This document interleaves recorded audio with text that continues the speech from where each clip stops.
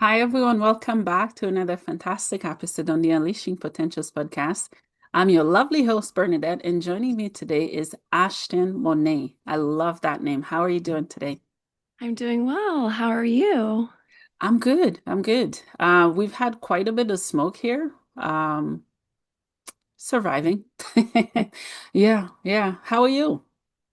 I'm doing really well. I'm feeling very excited about our conversation today, what this could inspire inside of other people, how it might land, like all of the things. Yeah, me too. Can't wait. But to start, can you tell us who you are and what you do?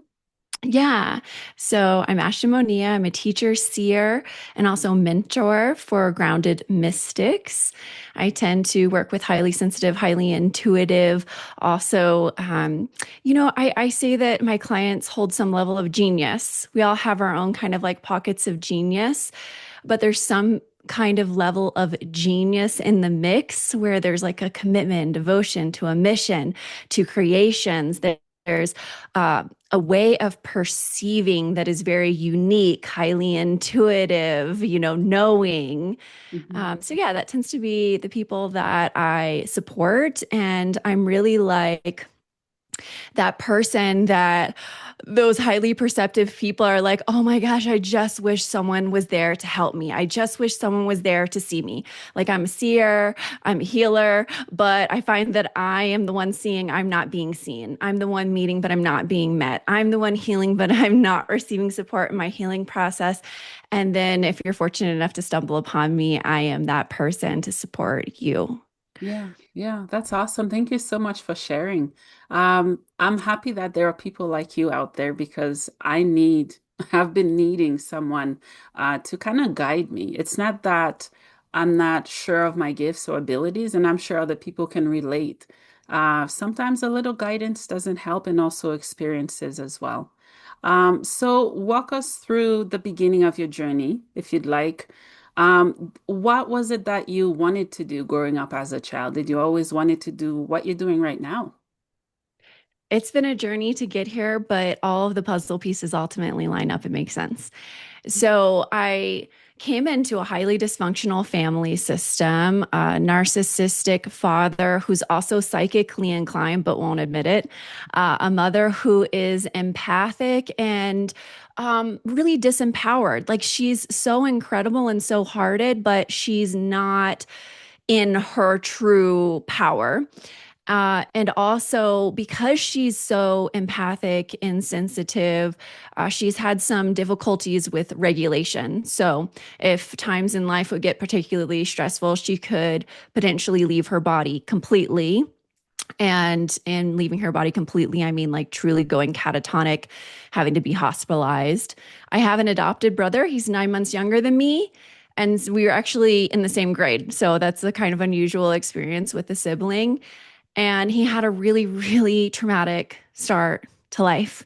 I don't think that either of my parents were prepared for that because I was a easy child and he needed a lot more support. And so I very quickly ended up becoming the mother figure in his life, even though our age is very close. And in about adolescence, he had started having like real, true mental psychotic like breaks and episodes, hearing voices, becoming violent. So he really became quite the danger to include to me in my life. And in that kind of system, I was the one that could see. I'm the healer type. I came in advanced in the sense that I had wisdom that was so far beyond my actual human years, and I was able to read into shadow material patterns and dynamics to include relationally. I can feel blockages in people's bodies energetically. I can sense where something may have emerged through like your ancestry, a past life, a galactic experience you've had, some kind of mission work that you're here to do. So there are all these things that are in the field. And even as a child, I was picking up on them, but I didn't have the human level developmental capacity or words to express what it is that I was seeing and what I knew. And so oftentimes the reflections that I got back were like people not understanding me. Like I would say something highly intelligent, highly wise, and you could see it in adults' eyes where it's like, whoa, like where did she come from, right? But they also like oftentimes were like, I don't understand quite what you're saying. And this was very confusing to me because I'm thinking, well, you're the adults. Shouldn't you be understanding what I'm saying? And maybe I don't understand what you're saying.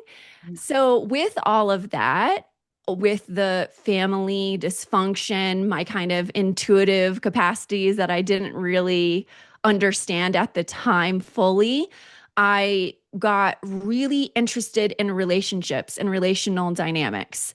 And so I started studying relationships. And when I say studying, I want to kind of clarify this. Like, yes, I have studied, like, I have an undergrad in psychology. I almost completed my master's degree in marriage and family therapy, like, really left it at the final hour to move toward my soul led path because of a deeper knowing that I had. But the studying is also like, studying my through my own intuition, studying the things that I can see because I'm able to see them, studying the patterns that arise in relational dynamics, studying what may be diagnosed as this under a realm of psychology, but then looking at it through my ability to perceive at a far wider, deeper kind of place of being and understanding. So I was studying like that even since I was a kid. I was like, ooh, I'm looking at this person in that relationship and I'm looking at their conversation. I'm reading the energy and I'm reading the dynamics and I'm seeing like their inner children. And there are all of these kind of layers of information that I was perceiving. Mhm. And so when I was younger, to like say, like, did I think that like I would be doing what I'm doing today? Even in elementary school, a teacher pulled me and was like, I want you to be a peer mediator, which is sort of like being a child counselor. Honestly, that's what it is. Yeah. And so it was there, right? People could see that inside of me. And I did end up getting my undergrad in psychology. I was working on my master's in marriage and family therapy. I had had what I consider like a first wave of awakening, a second wave of awakening, leaving a narcissistic relationship, first wave of awakening, second wave meeting a deeply cosmic connection that I had a multi-lifetime soul contract with that really like blasted me wide open. And I'm with this person while I'm working on this master's degree. And so, because I have this way of perceiving, I'm like doing research on things like dissociative identity disorder, which Mhm. back in the day they would call multiple personality disorder. And I'm like reading about the neuroscience behind it and the relational components and trauma components. And at the same time, I'm writing this paper, I'm receiving downloads and downloads and downloads and downloads. And this is what it looks like from an energetic perspective. This is what it looks like from a planetary perspective. This is what it looks like through space time. This is what it looks like for this individual person inside of my life. And so I'm having all of these kind of compiled understandings. Mhm. And that's where I started to part with psychology because it could only meet me. And I saw only being able to meet other people that I knew up to a certain point. And this whole other realm that I had been tapped into since I was a child, it helped me in psychology. And psychology could help me in the other realm, but it wasn't like Yeah. in that field. Mm. So, in a way, I saw myself doing what I do now, but I also didn't because I didn't. It was the parts of me that people couldn't reflect back to me, like the intuitive nature that I had, Mhm. that was more so not, I wasn't able to see it in the future because no one was reflecting it to me in the current moment. But psychology, people understood and they could reflect back to me. So I saw myself becoming a counselor. And then, as I said, I ended up leaving that pathway at the very end, Yeah. kind of like really when I was in my residency. And the reason why is because I was already facilitating work with clients, Mhm. total intuition, total soul call. I literally just was feeling into, should I leave my degree and do what I know that I can do? And the next morning, I woke up and had 100 friend requests. And then the next day, I had 100 to 300 friend requests. And that went on for something like 14 days. And I said, I'm going to take that as a yes, that I should just start building this business. I should start offering what I know that I can offer that isn't regurgitated. Hmm. It's not someone else's modality. It's not someone else's words. It's not how you're taught in a very institutionalized education type of way that you must do it exactly this way. And there isn't like that place of origination, like that's just newness that you get to bring into the field. That's also tends to be the people I work with. They're bringing in newness and they need support with someone who can see them while they're bringing in newness.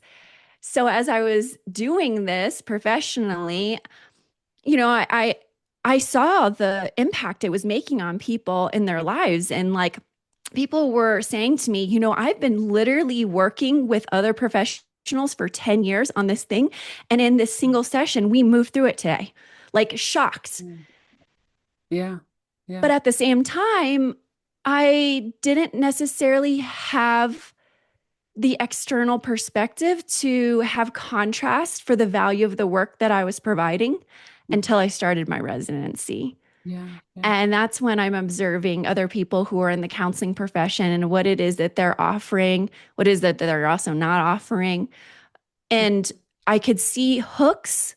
Like, I'm not putting down counseling and psychology. I think that the field is deeply needed and there's a lot that it has provided to humanity. But I think it's really important that we understand that it is based in institutionalized education, and institutionalized education is based in an old paradigm system. When we look at something like counseling, it's very similar to other professions like nursing. There's going to be an expectation that you pour out everything you have, and it's from this place of depletion that you provide healing, and Yeah. that's not really that healing. Yeah. And so there are like, if you have the eyes to see, if, for example, with me, I've done deep levels of codependency work and I work with clients inside of that to collapse that paradigm. That's the old paradigm. Mhm. And if you have the eyes to see it, you could read things like the ethics inside of psychology and see that codependency is actually written into the ethics. Mhm. So there's places where maybe it could be in a higher state of alignment, a little bit more integrity. And an example to this is that what I noticed when I was now observing in my residency, my supervisor at the time is like, oh, wow, she's like benefiting from keeping this client in this loop. And she's spinning with him as much as he's spinning with her. And so that was very different than the work I was facilitating. Yeah. And the type of transformation that was happening, I was noticing that that wasn't happening in this profession. And with that, there was just like a deep knowing that what I was providing was really valuable in a way that before then I just didn't know. Even if I knew it in some way, I didn't fully comprehend it. Mhm. And that contrast really allowed me to see the truth of the value of what it was that I was bringing through in this more soul called type of professional life journey and path. Yeah, yeah, yeah, yeah. So beautiful. I could listen to you talk for hours. You speak with so much power, so much wisdom, and the healing journey you've been on and continue to be on. It's contagious. And I love that you have unleashed your potential. That's the best way I can put it. You marry science and the soul and the spirit and trauma and pain, and you're delivering it as gifts to the world. So thank you for sharing. There's so much that you shared. Each time you share one word, I'm like, oh, I have a question. Oh, I'm learning something there. So thank you for sharing about your brother who has or had or has mental health. I'm a special case myself and advocate for that as well. Um, and I honor you being there for him. I was a mother, it feels like from the day I could walk. And I wasn't mothered. So here I am as a woman and a little girl in there that is still feeling abandoned, rejected, and not needed. and it's continuous work. And at times, not everyone understand the battle or battles that we women go through. So I honor your journey, your pain, your victory, and freedom into sharing. So thank you. Thank you, Bernadette. That was such a beautiful reflection back and with your own personal notes inside of all of that as well. When you said, basically like you just walked out of the womb and you were a mother, I get that completely. And something that I've noticed is that there are women that come in even as child souls, like in this human incarnation, Yeah. but that hold the priestess path, that hold the mother code, that understand the unification of the collective and the importance of all of that. They understand certain kind of levels of care that are just deeply innate. Yeah. And they also hold the wisdom of the feminine. And so when they come in, it's like, yes, this is a child, like you're in a child body, but we're so much more than just this single incarnation. And so I think that's also a part of what I've been illuminating is this level of brilliance that we can enter into the world with. But if we don't have reflection for it, it's very difficult for us to actually identify exactly what that thing is inside of us or give it language. Even if we can feel it in some way, we know it in some way, it can't actually come to its full fruition without some level of anchor and grounding and true reflection. Someone really seeing it inside of you, supporting you, and cultivating that. And where I see psychology being supportive is typically within the realms of trauma that we might come into contact with because of our composition. Like you might become the mother figure because you have this mother coding inside of you that you brought as a soul. But then in the human life, it's like, oh my gosh, I am being put into a kind of role that developmentally is also inappropriate. And so psychology can support us inside of that. But I don't know that psychology necessarily is recognizing the larger soul bodies that we occupy and the things that we may have come into life with that then almost like contract into life that can form into pockets of trauma. And that can also be an initiation, like something along our journey that is really, really actually quite important. Yeah. And we can't just like spin in the trauma, like talking about the trauma. Like we need to bring ourselves into another octave. And so I sometimes see like psychology, like, yes, supporting here, but then it's like, what happens when you need to go here? Mhm. Yeah, yeah, I agree. Yeah, thank you for sharing. You're speaking the language of the soul, which all of us are capable of doing that, but we often ignore it because there are so many people who does the 9 to 5 or however many hours they work. They are absolutely miserable with themselves, with their life, with the circumstances and things that they have to put up with. And until someone has had enough, um, a wake-up call, that's what I call it. I've had many of those. You know those flat things you splash flies with? I feel like I'm the Oh, fly. the fly swatter. Yeah, yeah. Every time I get up and try to spread my wing again and again and again, I'm like, come on, let me fly, let me go. It's a constant wrestle with society, with culture, expectation, all of it. How can we learn to listen to the whispers of our souls? Because you're doing that with your work. Mhm. First, we have to really get inside, like inside of our bodies, inside of what I call the core. The core is like what is who we truly are. And what I heard you also speaking on is like, for example, cultural expectations, right? Societal type of narratives. You might have like family narratives. There's a lot of conditioning and all of those things. That didn't arrive the day we arrived. That was here before we were here. It was outside of us. And then we started taking it in, like taking in the conditioning, taking in the illusion that becomes the narrative of who you should be, how you should be, et cetera, et cetera, et cetera. And that takes us further and further away from our essence, from our own truth, from our soul, our path, our purpose, our mastery, our medicine, and our capability too, right? Like the things that we can actually do. And so, what I find is oftentimes we are moving our energy out and we don't even know we're moving our energy out because there are expectations that you move your energy out. So, it's so normalized that we don't recognize it until we lose ourselves so much that we're like, there's only one place to come back to, which is home, which is here.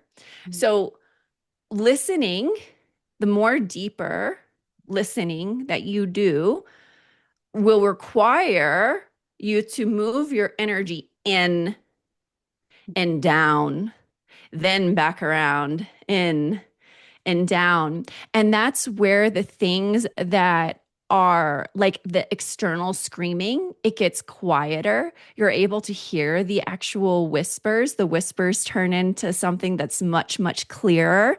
Then the clarity of what that is starts to become actionable. It also starts to become something that you can speak through your mouth.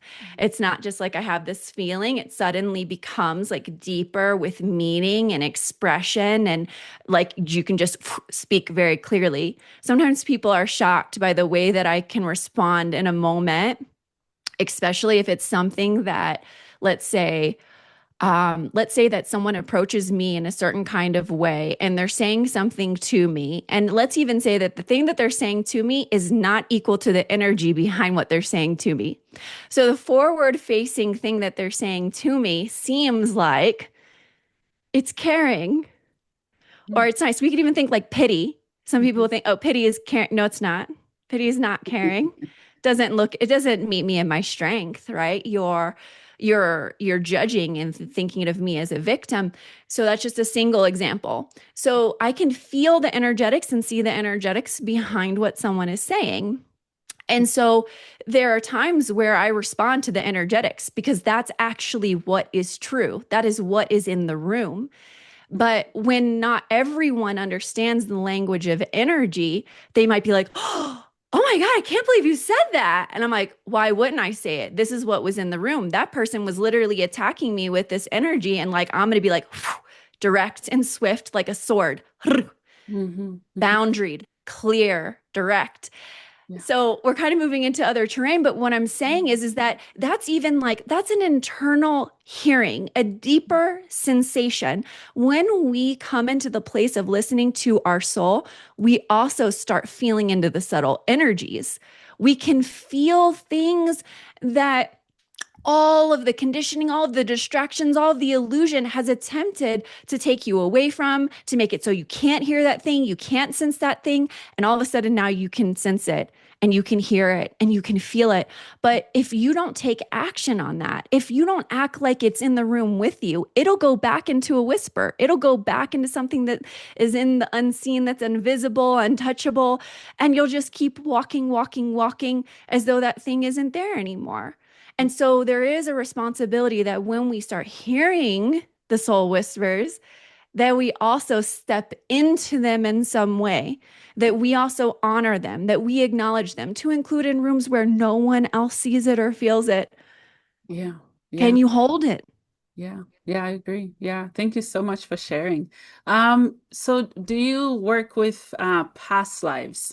Because it's something that I've experienced, I've seen.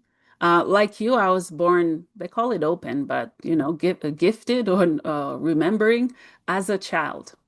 And up to now, it's madness, really, because I don't remember. We have what is it called when you lose your memory?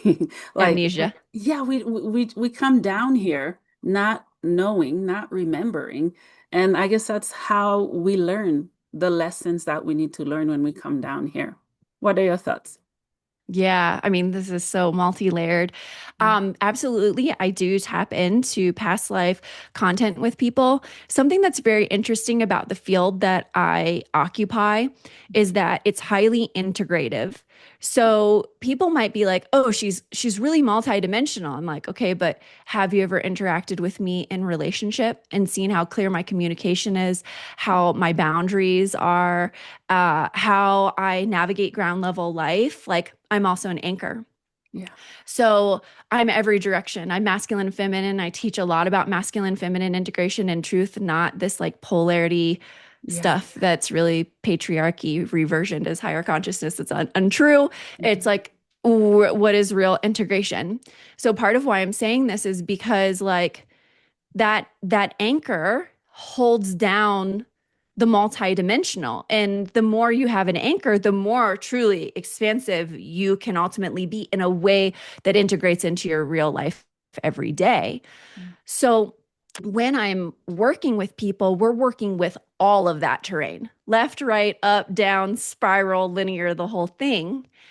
And so, past lives, this is a part of that process because this is part of your soulscape. This is a part of who you are.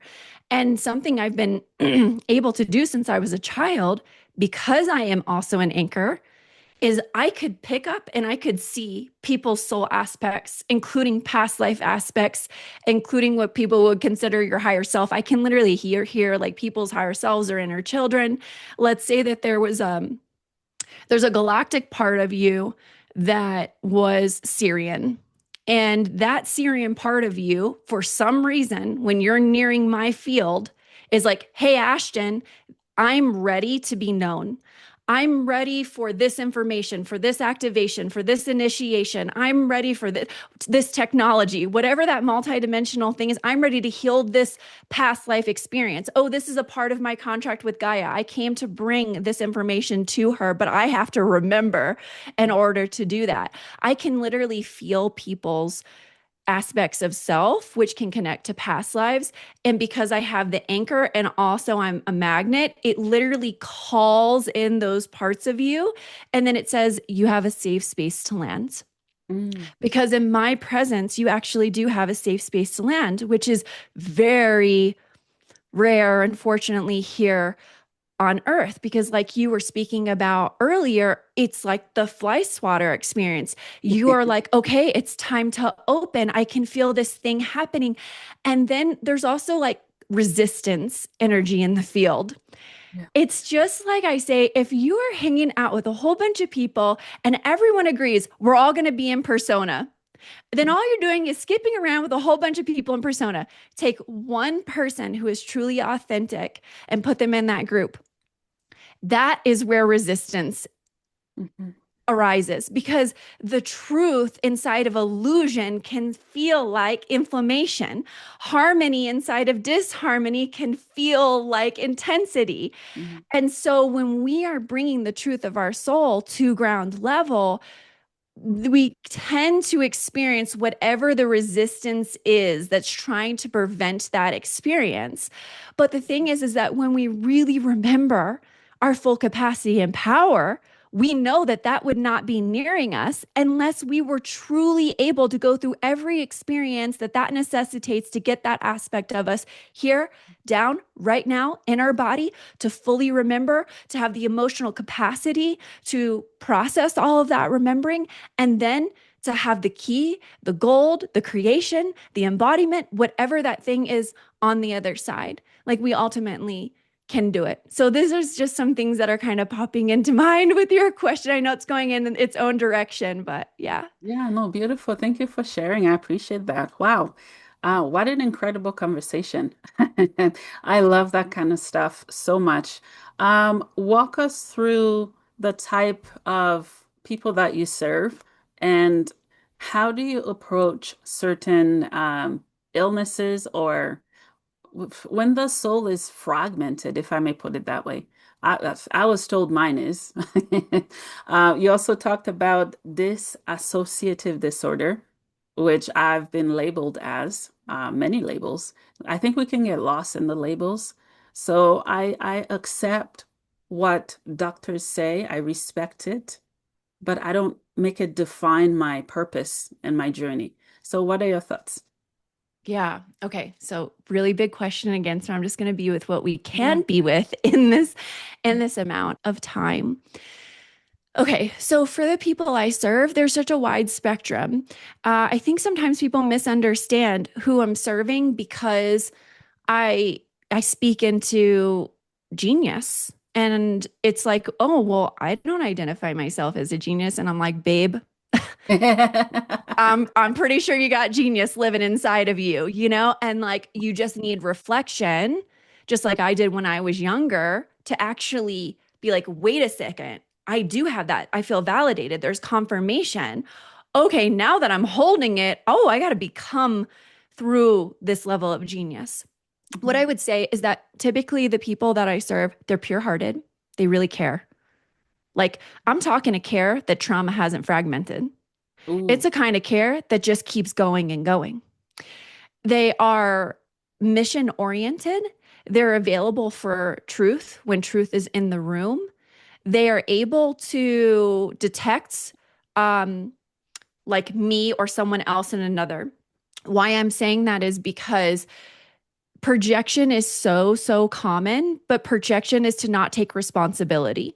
So my people are the ones that take responsibility and ownership. I'm not going to work with you if you don't have that foundation because we won't go where I know you ultimately can go. And I'm also not going to waste my time, energy, and wisdom. So I'm really here for those who are like, I want the real and true thing. Okay, so that's one part. Yeah, yeah. The other part of this is everyone is so unique. And I think that's also part of the challenge that I had in something like psychology because it does, even if there's like different types of modalities and things, it still is like trying to prescribe a one-way road for each type of person or diagnosis or attachment thing or whatever that may be. And for me, that's a little bit too limited of a lens. The reason why is because when you are working with me, one of the things that is there throughout the entirety is what I call soul level attunement. Mm, I'm literally attuning to your soul. And when I attune to your soul, I can feel the truth of your nature. Again, this is something I've been able to do since I was a kid. It just is like, it's just innate for me. mhm, Now, the thing about that is that if I can feel into the truth of you, doesn't that also give me access to every block, every barrier, every shadow kind of part, piece, material, everything that is over top of that, attempting to veil your true identity and the embodiment of that? Yes. So sometimes people become quite disturbed when they're sharing a field with me because they might not even know it consciously, but they can feel that I'm able to see, I'm able to sense, I'm able to identify. Like any interaction you're having with me, you're providing me information that just is how it is for me in my everyday life. mhm, And so, yes, I am seeing these things, but there needs to be an understanding that it's because I'm literally feeling the essence of your soul. And in that place, I love you so deeply. I'm not saying that I don't love you because like the conditioning, all this. I'm just saying that's not actually you. mhm. That's like something on top of you. And sometimes I am taking a swift sword out and being like, get the fuck away because sorry. Yeah. But like you gotta go because she or he gets to occupy their entirety. No one gets to take that away from us. That is our birthright through every experience that we have. Mm, Okay, so with that, I'm saying soul level attunement because when I'm working with people, I couldn't give you like this is the ABC formula of what it looks like or how I'm doing something. The base of it is soul level attunement. And from that place, I can see your evolutionary path. I can see things that are trying to gain your attention. I can see blockages that are current that might have been also from the past.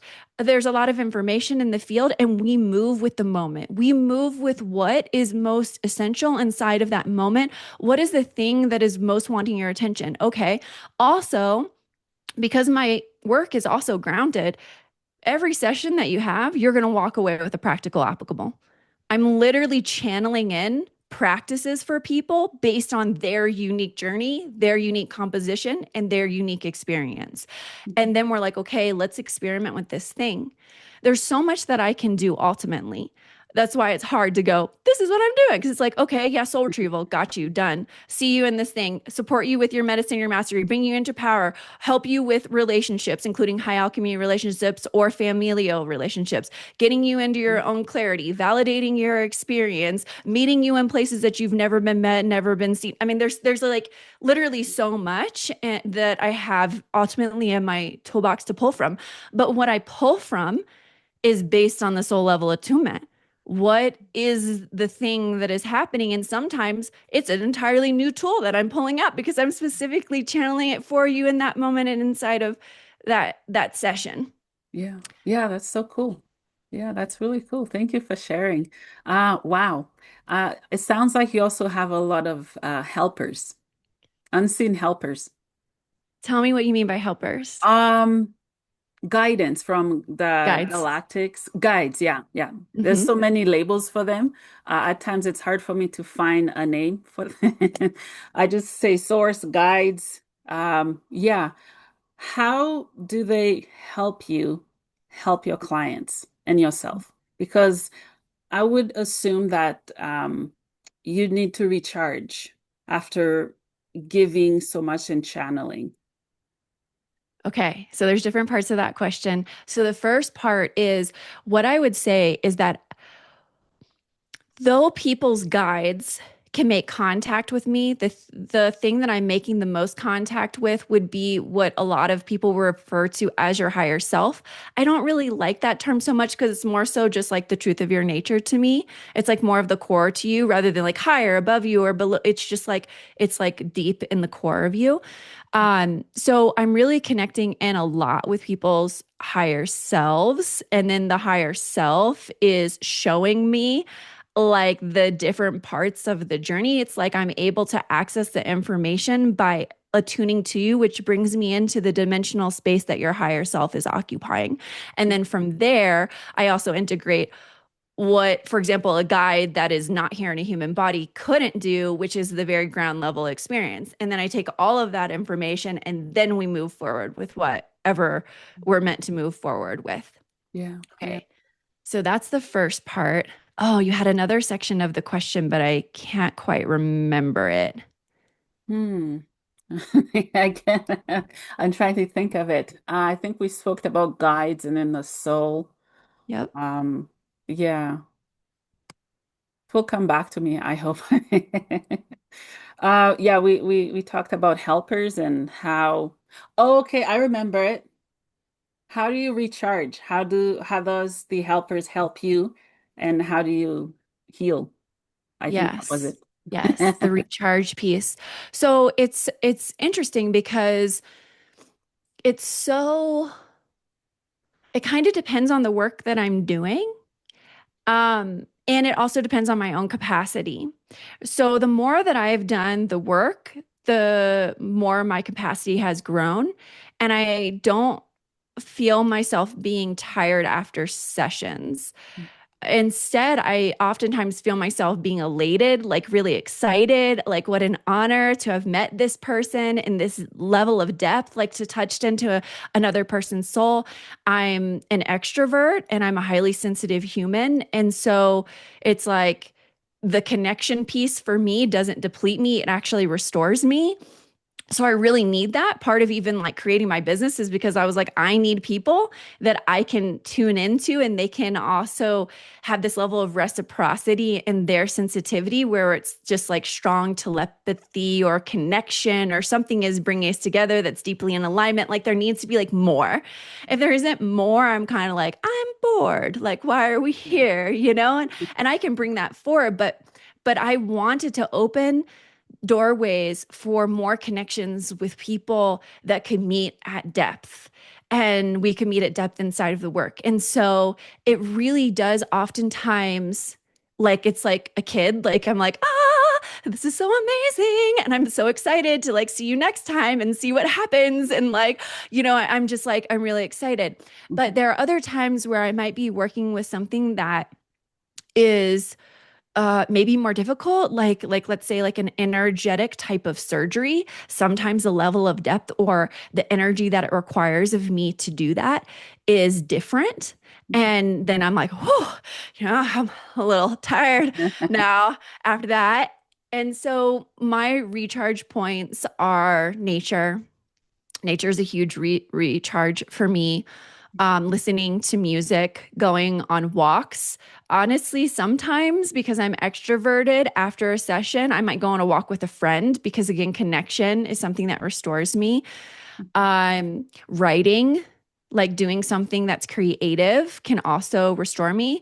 And then other times it's like straight up Netflix. Like I'm gonna lay on my couch and I'm gonna be like not Yeah. moving at all, and I'm just gonna Netflix it. And I know some people would be like, "Well, that doesn't seem very conscious," and it's like, okay, well, this is something that my system says this is supportive inside of this moment. You can, of course, take anything to be out of hand, right?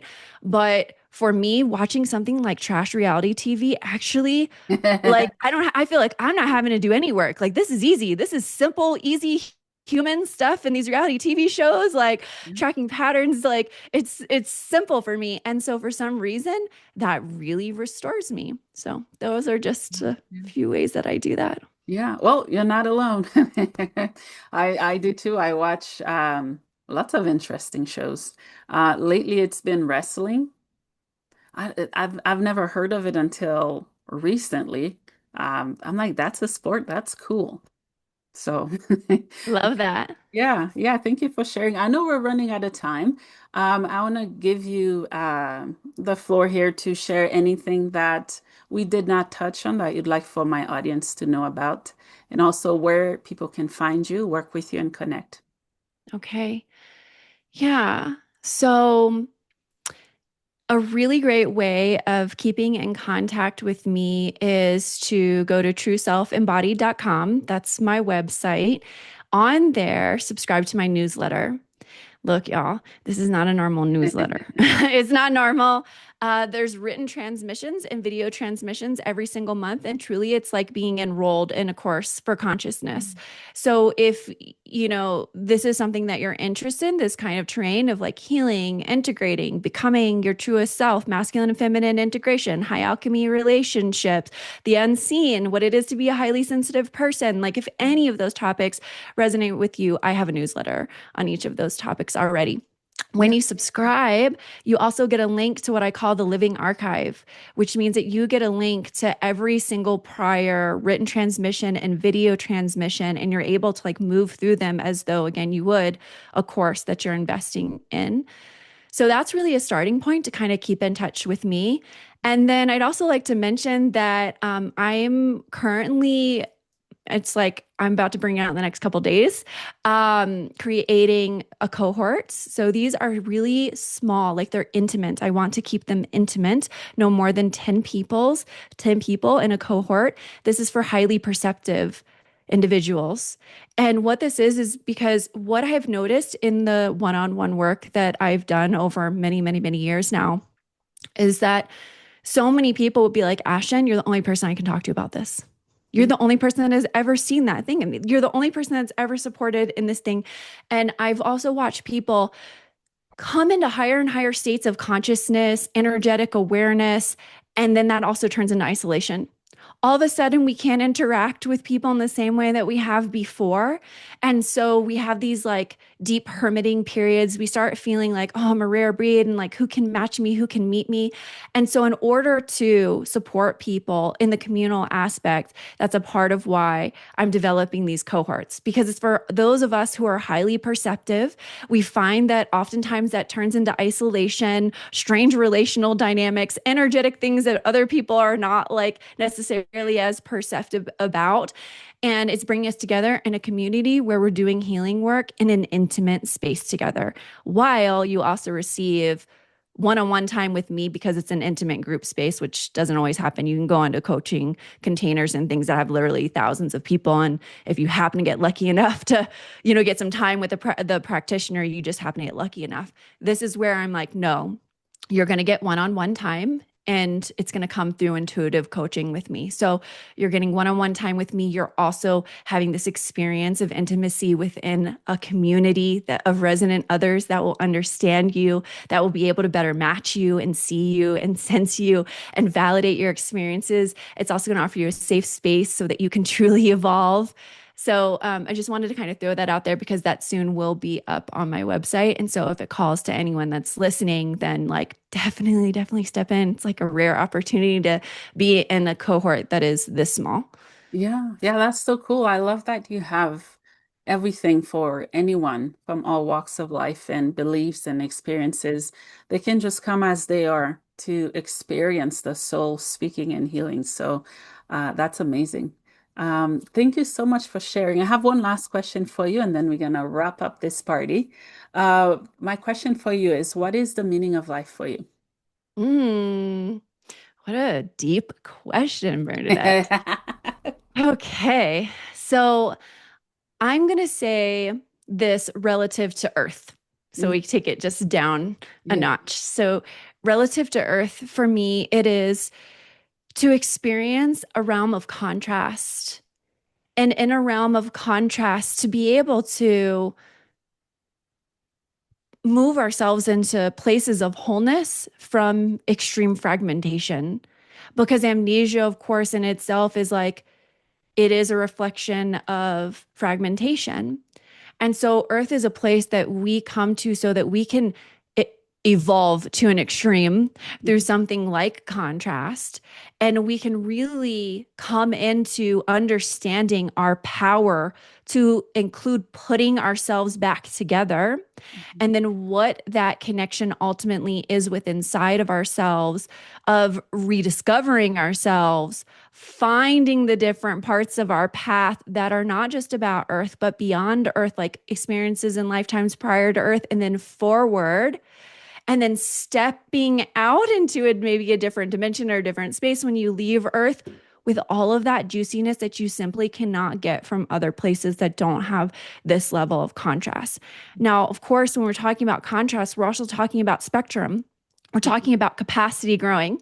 So we're talking about capacity growing, integrating, evolving, coming back into wholeness, and then going back out into other spaces and having levels of mastery that otherwise, without this earth container, we simply could not have. So I would say that that for me is a part of the meaning of being here on earth. Yeah, yeah, beautiful. Thank you so much for sharing. And Ashton, thank you for who you are, what you do, and how you do it. And thank you for coming on my playground, the podcast. I'd love to have you back anytime you'd like to come share. I wish you so much happiness in everything that you do in life. Thank you for coming on the podcast today. Thank you. It's been such a pleasure spending time with you. You're welcome.